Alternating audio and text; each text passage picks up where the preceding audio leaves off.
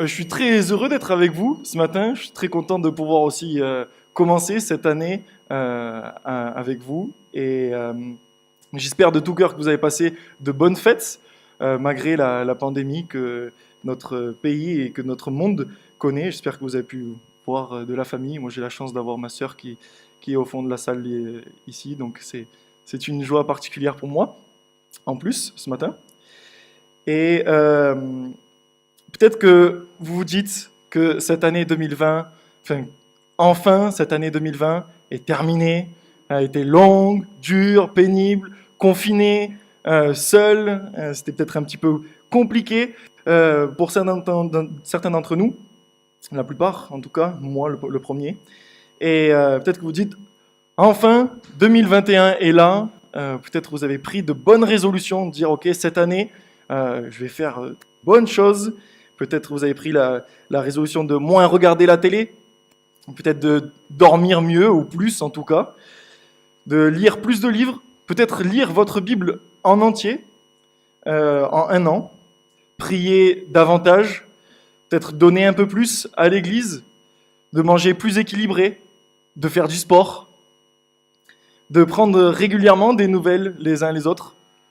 Euh, et vraiment, de tout cœur, je souhaite que ça puisse être des bonnes résolutions, que vous pouvez les tenir tout le long de l'année 2021. Et ce matin, j'aimerais voir avec vous justement une bonne résolution que l'apôtre Paul avait prise pour sa vie, donc pas seulement pour une année, mais pour sa vie.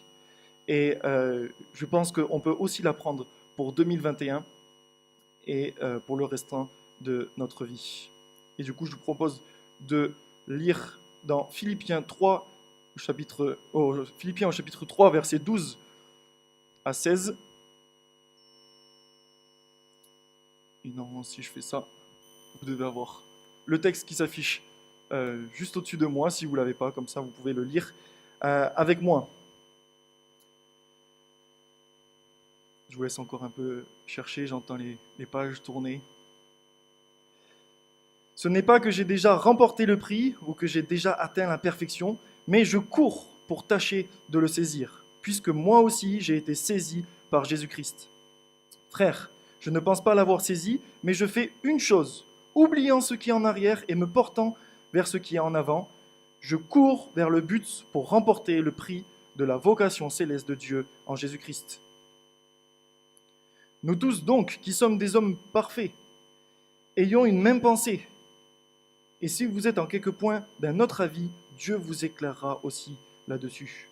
Seulement, au point où nous sommes parvenus, marchons d'un même pas. Jusqu'ici, la parole de Dieu.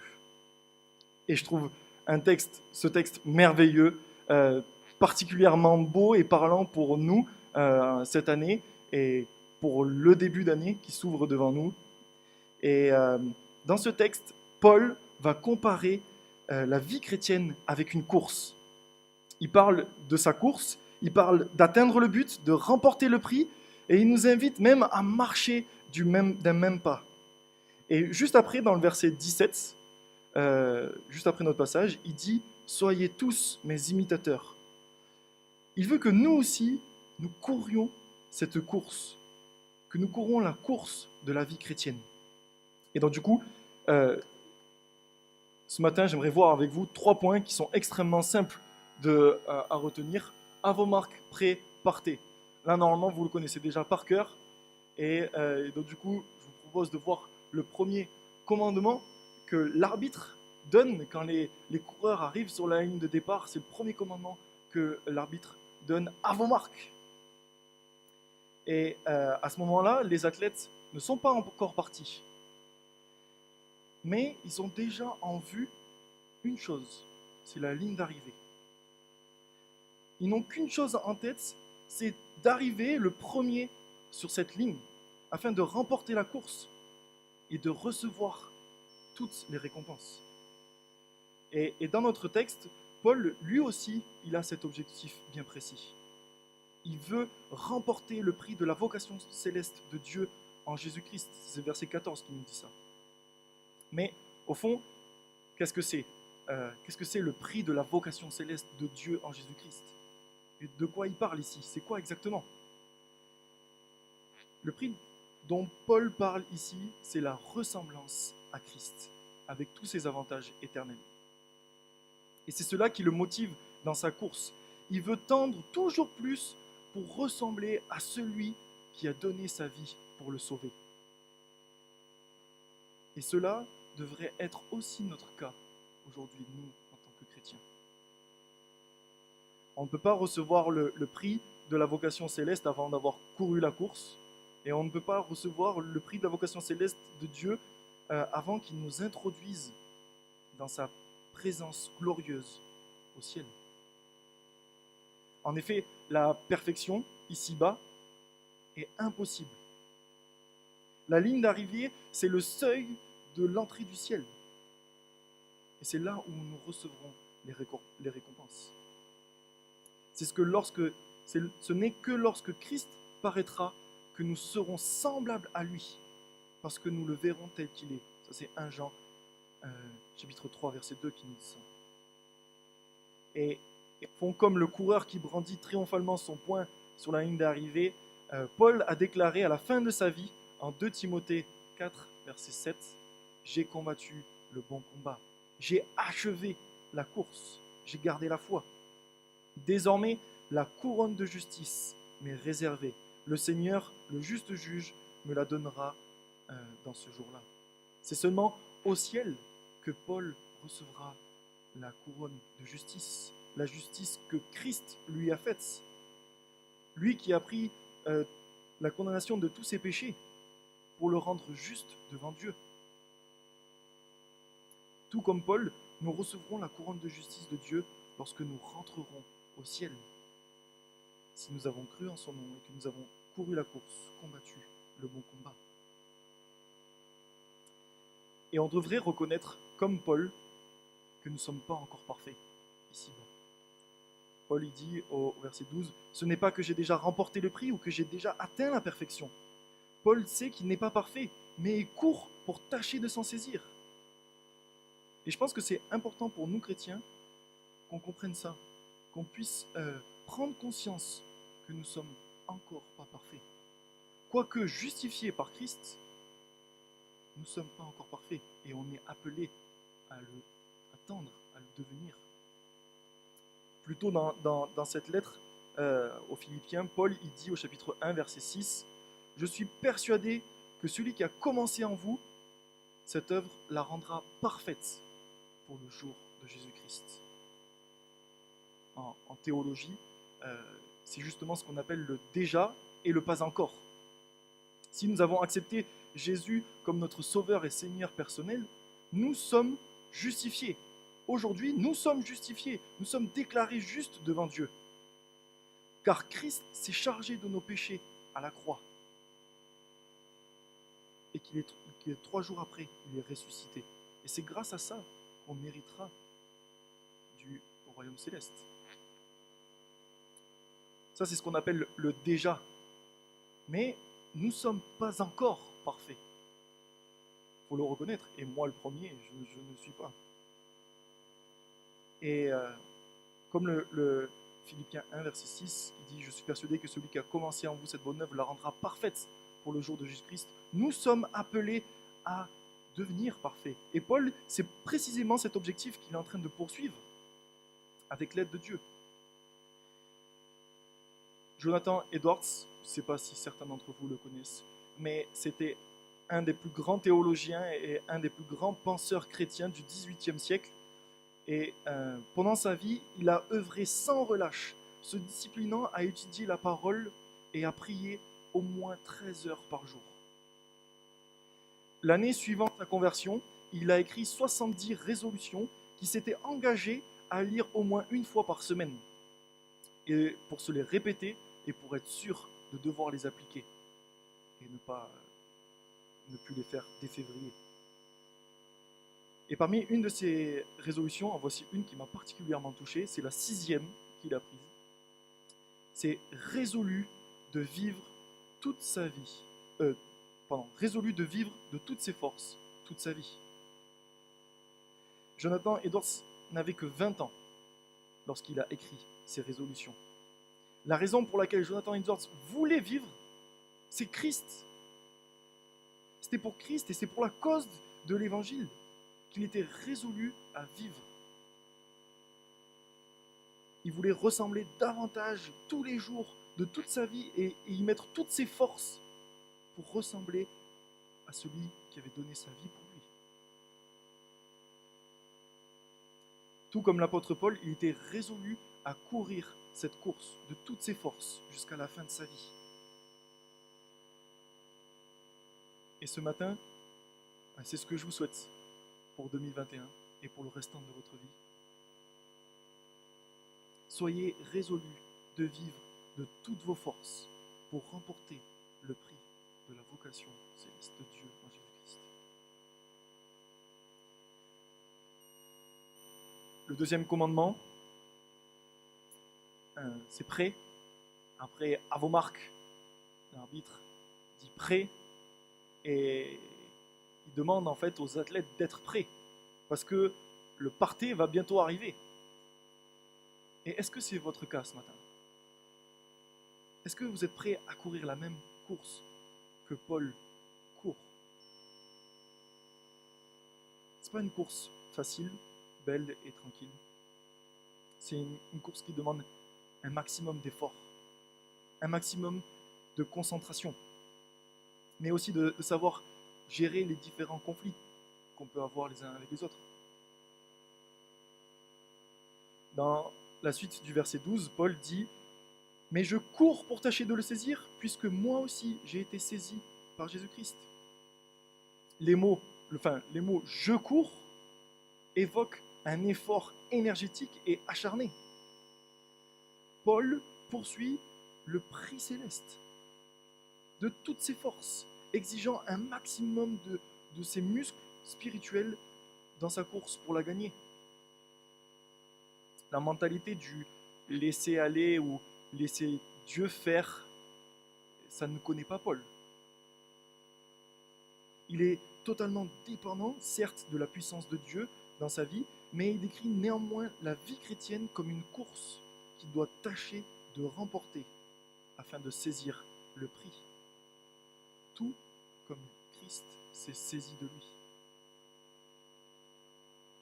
Christ est allé jusqu'à la mort de la croix afin de se saisir de Paul en le sauvant de ses péchés et pour le rendre semblable à l'image de son Fils.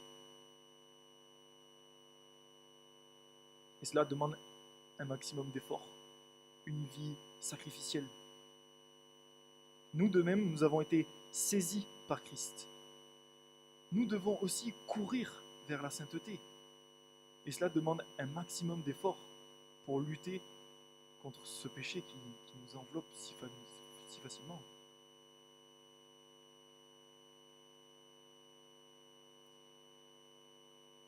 Et cette course demande aussi de la concentration.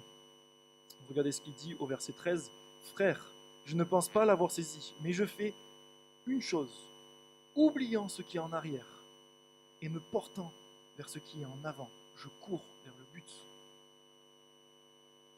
Tout le monde sait que les coureurs doivent regarder devant eux. Un coureur qui regarde la foule ou qui regarde ses pieds ou même derrière risque de ralentir, trébucher, voire même tomber. Paul, lui, il est concentré dans sa course. Il ne veut que rien ne l'empêche de courir ce pourquoi il est appelé. Il fait une chose, il court vers le but. Il oublie ce qui est en arrière. Le coureur qui regarde en arrière risque de se faire dépasser. La performance passée d'un coureur ne garantit pas le succès ou l'échec de sa course. Nombre de fois où nous avons vu au JO ou dans une autre course, un coureur crier trop vite « victoire » et se faire dépasser juste avant. Nombre de fois où on a vu un athlète trébucher, se relever immédiatement, courir et au final remporter le prix. Et bien trop souvent, si on compare ça à notre vie chrétienne, on a tendance à regarder derrière nous. On a tendance à regarder ce qu'on a pu faire ou ce qu'on n'a pas fait. Et moi le premier. Et on peut être bloqué sur certaines choses. Peut-être sur une chose qu'on a fait de mal et dire oh, j'ai fait ça de mal et rester bloqué dessus à la place d'avancer. Peut-être on a reçu une fois un reproche qui nous bloque d'avancer. On n'arrive pas à passer outre ce reproche. Et soit on se dit bah ok je suis pas capable alors je fais pas. Ou alors on se dit ah mais c'est lui qui m'a fait ce reproche alors j'attends qu'il vienne euh, s'excuser par rapport à ce reproche. Peut-être qu'on a peur de s'engager dans l'église parce qu'on ne se sent pas capable. Peut-être on se dit ah mais moi j'ai pas le don. Mais si personne ne le fait, ça ne sera pas fait. Ou bien un jour on peut se dire oh il y a 20 ans j'ai rendu un service énorme à l'église, c'est bon j'ai fait ma part, je ne fais plus rien. Ou alors on peut se dire mais moi je viens le dimanche matin, c'est déjà pas mal en tant que chrétien, ça suffit amplement. Et on peut penser même que c'est ça qui fait de nous un bon chrétien. Mais en réalité, toutes ces excuses nous font juste regarder en arrière et elles nous ralentissent dans notre course. Et même peut-être elle peut nous faire chuter dans certains travers comme la honte, la peur, la médisance, la culpabilité, le rabaissement de soi, l'orgueil, etc. Et toutes ces choses nous font oublier notre but, ce pourquoi nous sommes appelés à courir. Alors, comme Paul, ce matin, je vous propose d'oublier tout ce qui est en arrière et portons-nous vers ce qui est en avant. Portons-nous vers le but. Laissons tous nos problèmes et tous nos soucis au pied de la croix. Christ les porte bien mieux que nous. C'est ce que je vous souhaite pour 2021, pour le restant de votre vie, d'oublier tout ce qui vous empêche de courir et de regarder à Christ, regarder à la ligne d'arrivée. Dans le verset 15, Paul associe cette fois tous les chrétiens. Nous tous, donc, qui sommes parfaits, ayons cette même pensée. Et si vous êtes en quelque point d'un autre avis, Dieu vous éclairera aussi là-dessus. Jusque-là, il parlait de sa propre course. Mais ici, il est en train de nous dire que si nous sommes tous nés de nouveau, nous participons tous à cette course vers la sainteté. Plusieurs commentaires sur ce passage disent que Paul parle d'une façon ironique ici parce qu'il s'adresse à des enseignants qui enseignent qu'on peut être parfait sur terre. Et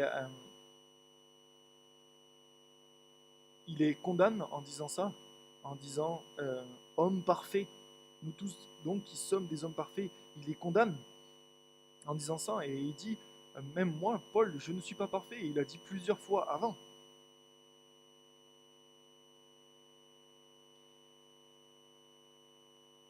Mais Paul veut nous encourager à avoir cette pensée, à voir la vie chrétienne comme une course vers la sainteté.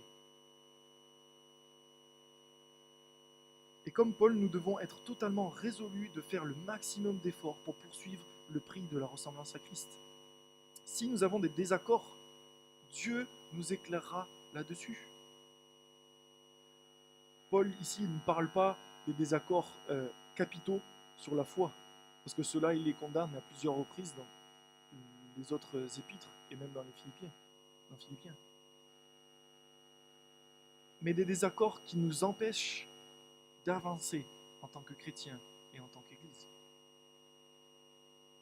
Nous aussi, dans notre Église, ici, au Mai, nous pouvons avoir des désaccords entre nous. Mais ne laissons pas ces désaccords nous ralentir sur notre course. Et gardons les yeux fixés sur notre objectif, à plus ressembler à Christ et à le faire connaître autour de nous. Vous savez comme moi qu'on a un projet énorme avec le nouveau bâtiment. Ne nous chamaillons pas sur différents points, mais fixons les yeux sur Jésus. Et comme Néhémie dit, levons-nous et bâtissons ce nouveau bâtiment pour qu'on puisse rayonner dans Melun et toute sa région, Aumé et toute sa région. Alors est-ce que vous êtes prêts à courir cette course? Est-ce que vous êtes prêts à donner le maximum d'efforts pour cette course? Est-ce que vous êtes prêts à mettre un maximum de concentration? Est-ce que vous êtes prêts à courir vraiment comme Paul a couru? De la manière dont Christ s'est saisi de nous? Est-ce que vous êtes prêts à oublier tout ce qui vous freine dans cette course?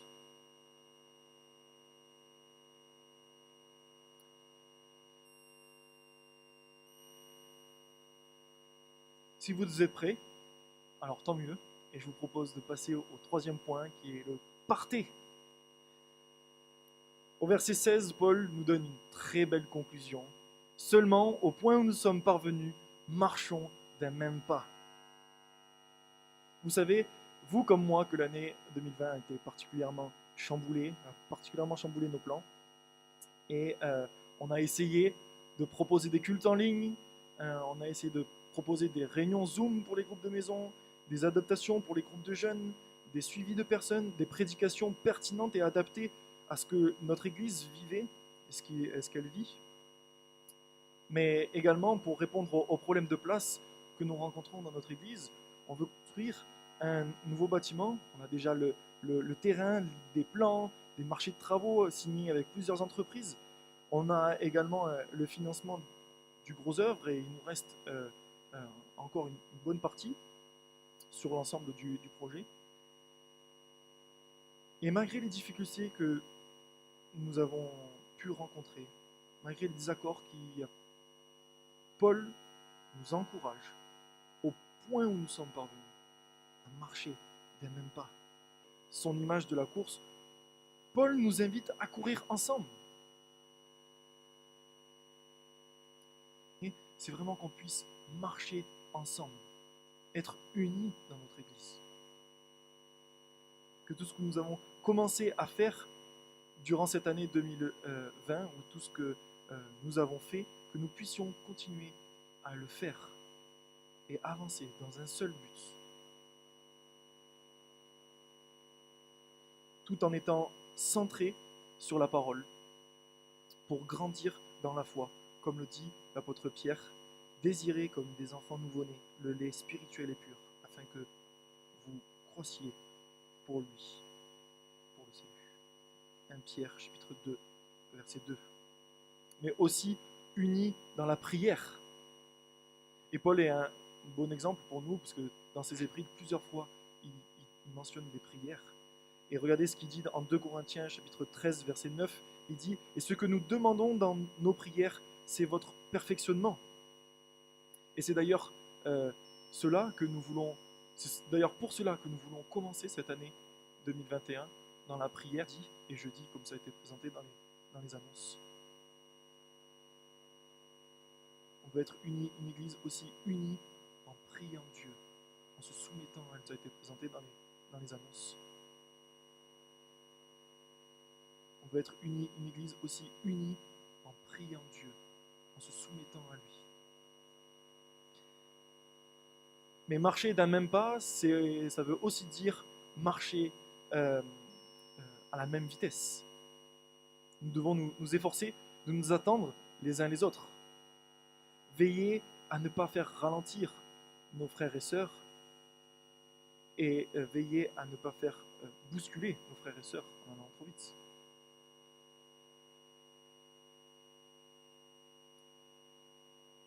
Pour Paul, cette course est importante. Elle est même capitale pour la vie d'un chrétien. Et elle est d'autant plus belle quand on la court ensemble en Église. Elle est importante parce que c'est le but même de la vie chrétienne. Il n'y a pas mieux qu'une bonne résolution à prendre cette année que de vouloir courir à fond. Une bonne résolution à prendre cette année que de vouloir courir à fond cette course. vers la ressemblance de Jésus-Christ. Ce n'est pas une résolution impossible à tenir, puisque lorsque on tombe, Christ est là pour nous relever. Et enfin, malgré les difficultés, nous sommes appelés à la courir en équipe, en Église. Nous pouvons donc marcher d'un même pas, ensemble, dans la parole et dans la prière. Je vous propose de prier en ayant tout ça en tête, en ayant un peu cette résolution de vouloir courir cette course à laquelle nous sommes appelés. Et que vraiment ça puisse être au fond un peu notre bonne résolution pour 2021 et pour le restant de notre vie, que de courir